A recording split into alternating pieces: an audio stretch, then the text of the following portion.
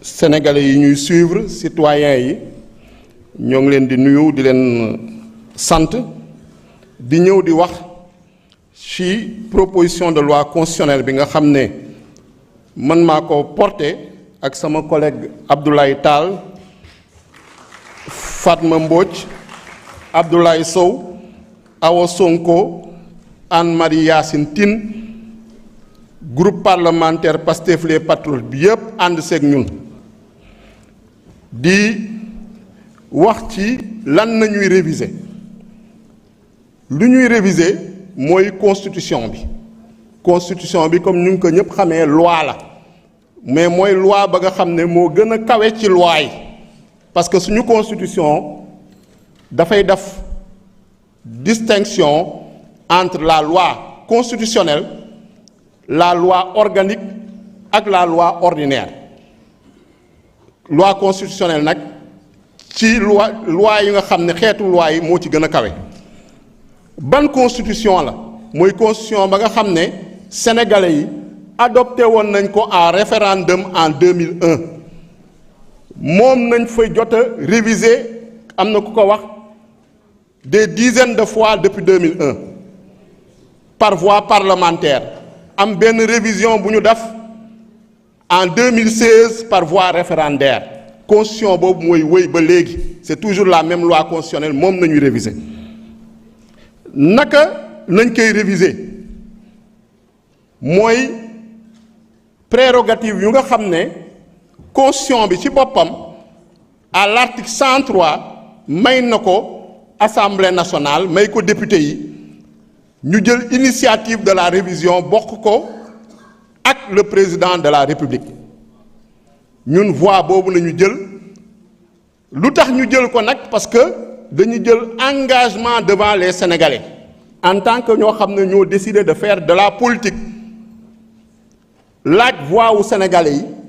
laaj baatu Sénégalais yi ba Sénégalais yi may ñu ko jox ñu majorité.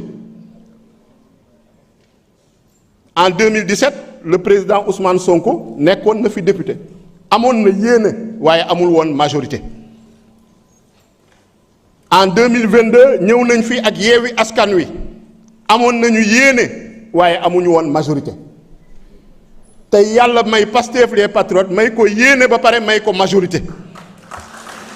moo tax ñu jël suñu responsabilité ci engagement yu ñu jëloon devant les Sénégalais ñu ñëw porter cette proposition de révision constitutionnelle lenn rek ko tax a jóg mooy consolider la démocratie consolider la citoyenneté consolider l'état de droit consolider les fondements de la République dëgëral yooyu nga xam ne ñun ñëpp moo ñu boole en tant que sénégalais si loolu jëluñu suñu xalaatu bopp rek c'est vrai amoon nañu programme ba que depuis Pastef bu ñu ko créé Ndawi Askan Wi coalition Ndawi Askan Wi amoon na programme coalition Sonko président amoon na programme en 2019 coalition Yewwi Askan Wi amoon na programme en 2022 ak coalition Diomaye président am programme en 2024 am ay engagement yu ñu ci jël ne suñu falee jox ñu bopp réew mi jox ñu majorité assemblée nationale dinañu soppi constitution bi gën a dëgëral ak yelleefu citoyens yi gën a dëgëral lépp lu nga xam ne mooy fondement démocratie ak fondement république ak lépp lu jëm ci citoyenneté mais yemuñu ci loolu parce que dafa amoon ñoo xam ne citoyens yoo xamoon dañu tegoon ay lël waxtaan muy assises nationales yi en 2009 commission nationale de réforme des institutions en 2013 le pacte de bonne gouvernance également en 2024 yemuñ ci loolu ñu woote fi ay dialogue le président de la République woote fi dialogue national sur la justice 2024 dialogue national sur le système politique 2025 ñu jël ci consensus yooyu yëpp ñu daf ko sous forme de révision constitutionnelle moom mooy proposition ba nga xam ne tey moom nañu présenter Sénégalais yi donc kenn mënuñoo reprocher ni damu leen dialogue damu leen concertation parce que daf nañ ko buñ ko waree def am na ñoo xam ne nag buñ ko waree def fekkee wuñ ko parce que dañoo boycotté loolu seen responsabilité la il faut que ñu assumer ko devant l'histoire tey nag ñu ñëw ne il est temps de décider parce que mënuñoo nekk ci éternel attentisme éternel immobilisme éternel dialogue éternelle concertation sinon benn réforme du am réforme moom faw am ñu jël seen responsabilité daf ko pour l'intérêt général des Sénégalais lan moo ne ci réforme bi lu ci ne réforme lu coow lu bëri yépp ñeenti article la article premier dañoo soppi lu ne woon ca préambule de la constitution moom nañu modifier le préambule de la constitution ci biir préambule de la constitution am loo xam ne dafa bokkoon suñu bloc de constitutionnalité mooy ay déclaration wala ay instruments yu jëm ci wàllu droit de l'homme am benn boo xam ne jàpp nañ ni nekkul instrument bu universel parce que dañ ko jëlee ci France muy déclaration des droits de l'homme et des citoyens de 1789 ñu jàpp ni mën nañ ko génnee suñu constitution puisque la ñu ne on se réclame d'être un état souverain d'être un état indépendant maanaam loo xam ne jëloon nañ ko ci France suñu héritage colonial la war nañ ko génnee suñu constitution dugal ci loo xam ne mooy instrument universel yi déclaration universelle des droits de l'homme dugal ci loo xam ne mooy instrument africain yi parce que dañu réclamer wu du panafricanisme loolu moo ne ci préambule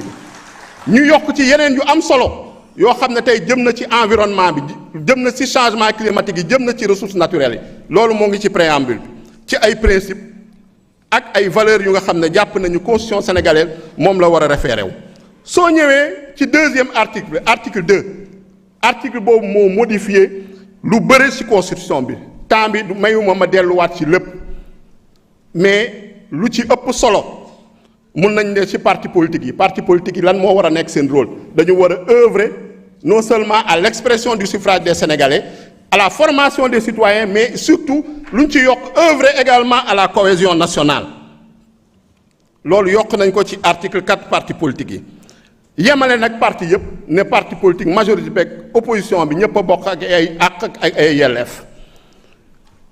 article 8 droits et libertés ñu yokk ci droit à l'inclusion numérique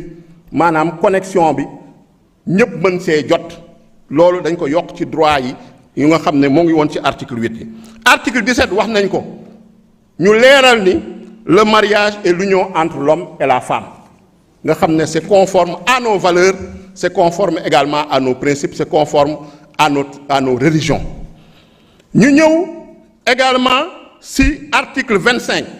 ñu wax sur les ressources naturelles appartiennent au peuple mais si les ressources naturelles appartiennent au peuple ban rôle la ci Assemblée nationale war a jouer au-delà du vote de la loi du contrôle de l'action de gouvernement et de l'évaluation des politiques publiques effectivement ñu gis ni à travers les différentes lois yu ñuy voter exécutif mooy négocier les conventions avec tey les investisseurs lu jëm ci ressources naturelles mais dañu ne exécutif bi désormais vous devez informer l'Assemblée nationale de ces conventions d'investissement pour que l'Assemblée nationale puisse jouer effectivement son rôle de contrôle de l'action du gouvernement. Article 30 ak yeneen article ci biir ñu créer lu ñuy woowee un organe indépendant chargé des élections ñu annoncé ko déjà ci constitution bi parce que jàpp nañ ni waruñoo jox rek ministre de l'intérieur mu organiser élections yi dañu bëgg a jëm sur une commission électorale nationale indépendante pour élections yi dootul amati benn coow nga xam ne organe boobu day tëddee njaaxaanaay loolu nañu annoncé ci constitution bi ci article 30 ak yeneen article soo ñëwee ci l'article 36 wax nañ ci ñu ne président de la république diggante président bu ñu fal bu bees ak président bu nga xam ne moo fi nekkoon en exercice temps bu mu war a wàcc diggante boobu président de la république warul signer ay décret wala signer accord yoo xam ne day engagé gafage réew mi pendant des décennies loolu ñu encadrer les pouvoirs du président de la république en période de transition article 37 ñu waxaat ci serment bi mais lu ñu ci gën a yokk ci commission nañ ko yokkee amendement dugal amendement boo xam ne article 37 mooy déclaration de patrimoine à l'entrée et à la cessation des fonctions yooyu député yi bu groupe parlementaire PASTEF ñoo ko amendé lors de la séance de la commission article 38 ñu ne le chef de l'État ne peut pas être chef de parti yaakaar naa ne loolu engagement boo xam ne pratiquement depuis 2019 jël nañ ko assises nationales yi en 2009 waxoon nañ ko commission nationale de réforme institution en 2013 mu nekkaat dans le programme Diomaye président ñu jëlaat ko comme engagement dugal ko ci constitution bi mu nekk nag point de consensus du dialogue national sur le système politique consensus la entre les acteurs au dialogue national sur le système politique moo tax ñu dugal ko article 42 ñu ne le président de la République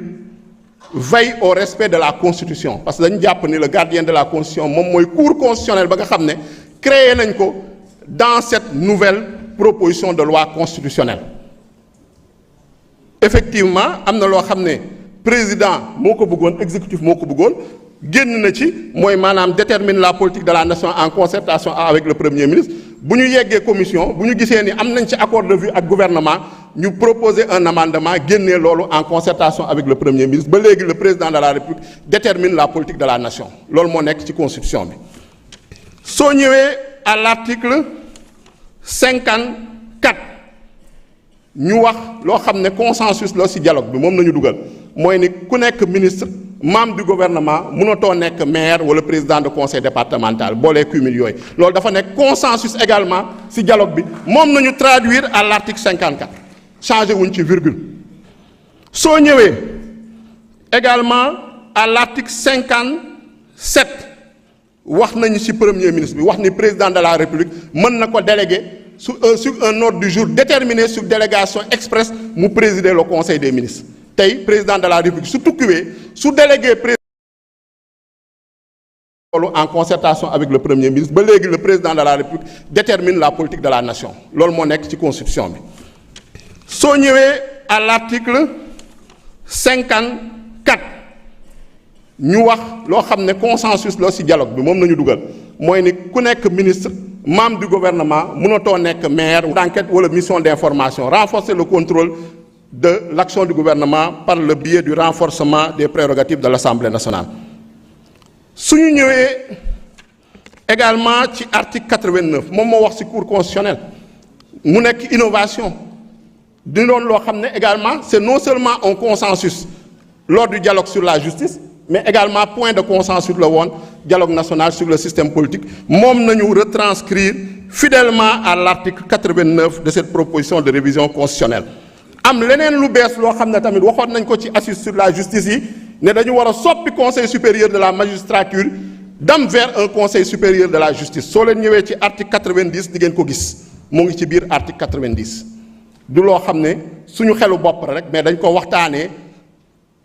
pencoo ko ba ñu d'accord si mu nekk point de consensus ci dialogue ñu soog ko retranscrire dans la constitution à l'article 90 muy le conseil supérieur de la justice. si lu jëm ci cour constitutionnelle si lu jëm am na ay amendements effectivement ñu def en commission loolu dafa nekk responsabilité également député yi nu gouvernement amee pouvoir d'amendement noonu la également député yi am droit d'amendement parce que loolu suñu constitution ak suñu règlement intérieur ku dem suñu constitution article 82 ku dem suñu règlement intérieur également article 87 di nga ko fekk par rapport au droit d'amendement donc am na ay amendements yu ñu dugal par rapport à la cour constitutionnelle am na amendement bu ñu dugal par rapport à la haute trahison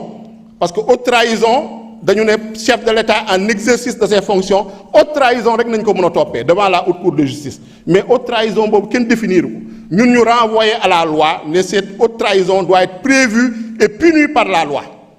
pour respecter le principe de l'égalité des délits et des peines nga xam ne c'est un principe à valeur constitutionnelle malgré que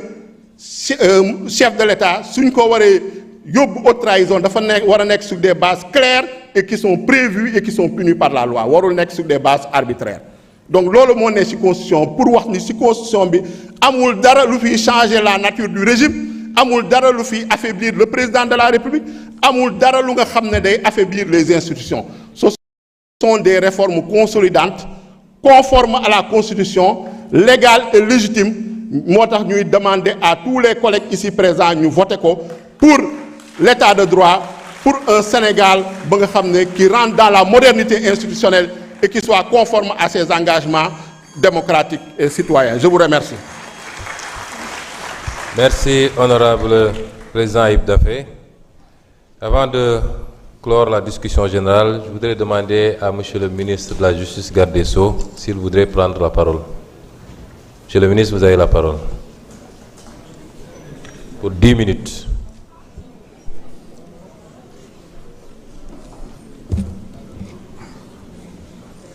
Monsieur le Président.